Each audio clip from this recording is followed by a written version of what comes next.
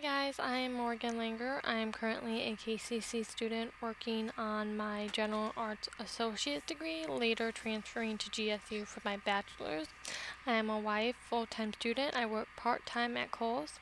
I have strong beliefs in adoption and employee rights. Because of my beliefs, I'm not really 100% sure what I want to do as a career.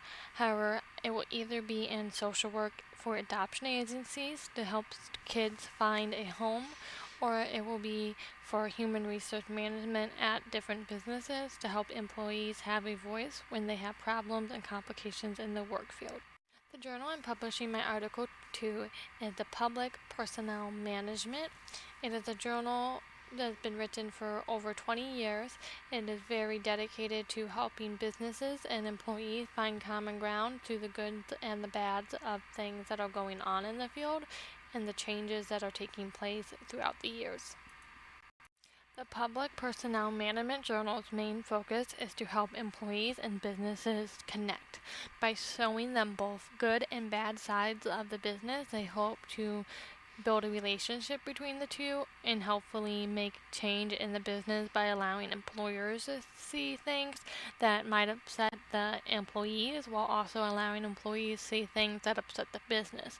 They also really focus on being a learning tool. They really want students who might go into the business field to be using their journals. That way they can learn about the field and be more active in it, and they can make it a better place for everyone to work. Writing conventions for the public personnel management varies from article to article. However, they do keep some constants, such as the tone. Their tone is very important because it does stick with every article. It is something they use no matter what, which is confidence, professional, and judgment-free. So even though they sometimes point out the bads of a business or the bad things employees do, they never make it sound like it's blaming one or the other. They keep their confidence by doing their research and making it clear that they know what they're talking about and they're not just saying it because they can. They also keep a passionate tone, so even though it's very formal and very professional, you can just tell that they're enthusiastic about it, that this is something they want to write about because they want people to make the difference or see why there should be a change in the business field.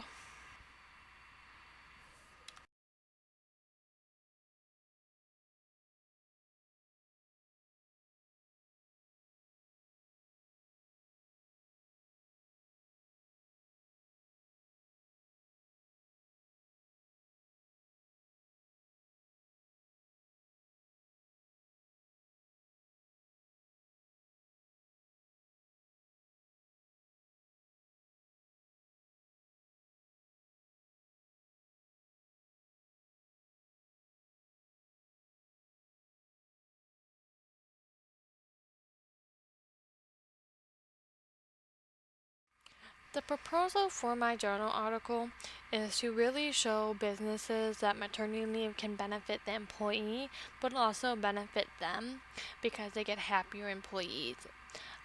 For example, part of my article talks about how happier employees equal better work environment.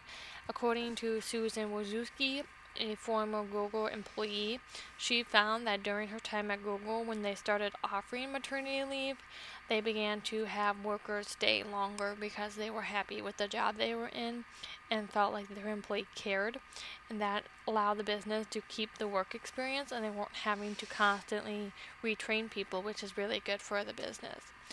I feel this is really important because businesses in other countries are required to allow paid maternity and parental leave. For example, Germany, France, and Russia all have laws that require businesses to allow some type of parental and maternity leave, whether it's parental leave when mom's back at work or maternity leave and parental leave at the same time with less pay.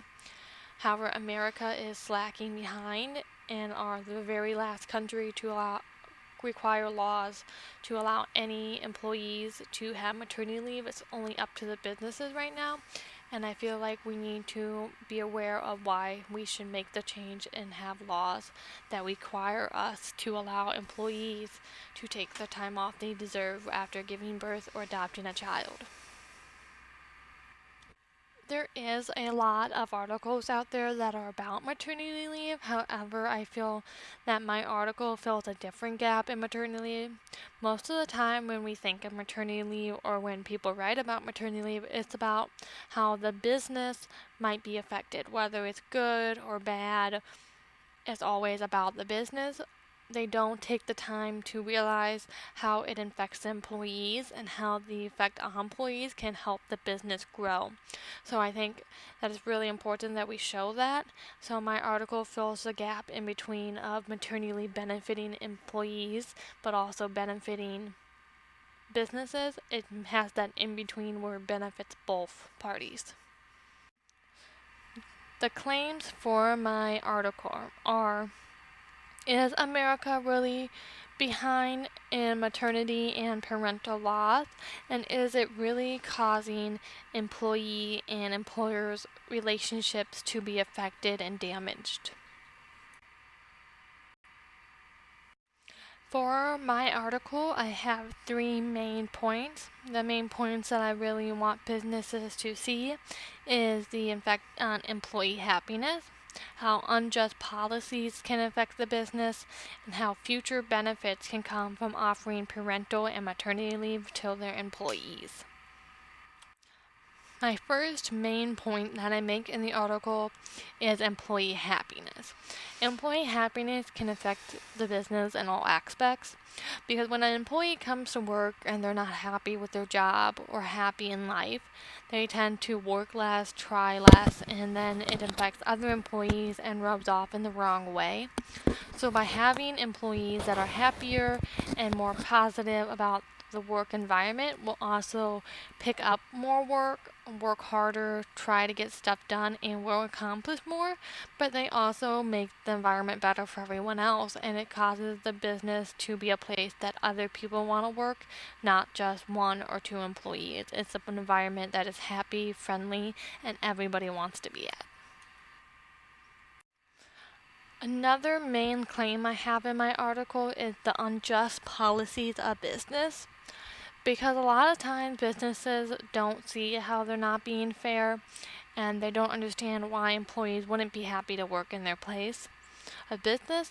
So I feel unjust policies had to be a main point to really show them that there is a problem. For example, I have an article that discusses KFC and Starbucks and how in those articles it talks about how white collar or corporate workers get the chance to take paid time off while people like baristas and crew members of KFC and Starbucks, they are not getting maternity leave paid time off. They might get some weeks off for maternity leave, but it's not the same as the higher level employees. And for a lot of the lower class employees, it feels unfair and doesn't make sense to them why they're being left out of the policy. So I think it's important for business to see, well, even though the policy might make sense to them, it doesn't make sense to employees, and it will cause them to be upset and grow to dislike different aspects of the business, causing them to no longer work there. The final main claim that I had in my article was the future benefits for the business. Because while employees come to work and they're happy now, it's about what will happen in the future. For example, a lot of my articles discussed how employees are happy, but they didn't discuss where it goes. One of the articles that I had, the dad dividends, discussed other countries. In the article, they found in Germany a lot of times parents or fathers were taking paid time off, and during their time off they were pitching in at home, helping mom when she was sick or taking care of the baby at night or picking up around the house. After 2 years of doing that, they found that the children were starting to pick up the same behaviors as their father around helping the house, being respectful, and a bunch of other skills that businesses want. And by doing this, even though that student or that child may not be their employee in the future, it is possible that they can begin to start hiring more people like that, more employees that are willing to do the job, excited to do the job, and are respectful to everyone in the environment, which is great for the business because that is employees that they're always looking for and always want in the field. The research that I used for this article came from a wide variety of sources, for example, magazines with personal accounts, research journals, and academic journals. These all connected upon each other in different ways. For example, Susan Wojcicki talked to the Business Insider. When she talked to the Business Insider, even though it's not a academic journal, it is a source that a lot of businesses will go to when they need information on policy changes, different events in the world today, and the market. So they can really trust them, so it's a source that they will believe. It also connects to how maternity leave can benefit in the future and now, and how happiness benefits. And because happiness is really important, unjust policies such as Starbucks not allowing the same maternity policies to all workers shows how they might not be unhappy and how the policies can change it with Susan Wojcicki's claims. So my sources came from a wide variety, but they are all credible sources that businesses either have gone to as magazines or information research, or they come from research documents such as the dad's dividends. They came from a research project where they found out where Germany was allowing men to take maternity leave and how it affected. So the research is very diverse, but it's very well connected and credible. I did this because in the public personnel management, when they write their articles, they do use a wide variety of sources to connect to both sides of the party, whether it's research and journal articles from other journals that have already researched it, or it's from personal accounts of people they meet because they want both sides to see that they care, and even though one side is this way, the other side still has their say in the story. So that is the research that I use for my article, is to get both sides to every story. This topic is really important to me because of my beliefs and future goals. And I understand for a lot of people, they don't really get why people should get paid for having a kid if they're going to take time off, or why dad should get time off when mom's getting time off. But I really hope that after reading my article, people can see that maternity leave and parental leave really benefits the businesses and helps employees grow. It becomes a business that you want to work for and a business that you want to buy from. It's not just a business. There is a connection that is made between employees and employers, along with customers when they offer policies that benefit all, especially when it's something so caring as giving people time off to be with their child. So I hope after this, people will want to take the time to ask for maternity leave, help maternity leave become better policies or be put into policy or law, and I really hope this is a way for them to feel confident enough in what they need and what they want to go to their bosses and be able to use this information to explain to them why things need to be different.